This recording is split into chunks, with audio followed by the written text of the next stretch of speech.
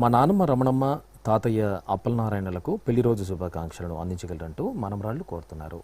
ఈరోజు పెళ్లి రోజు జరుపుకుంటున్న మీ అందరికీ శ్రీ వెంకటేశ్వర భక్తి ఛానల్ తరపున శుభాకాంక్షలను, నామాల స్వామి ఆశీస్సులను అందిస్తున్నాం.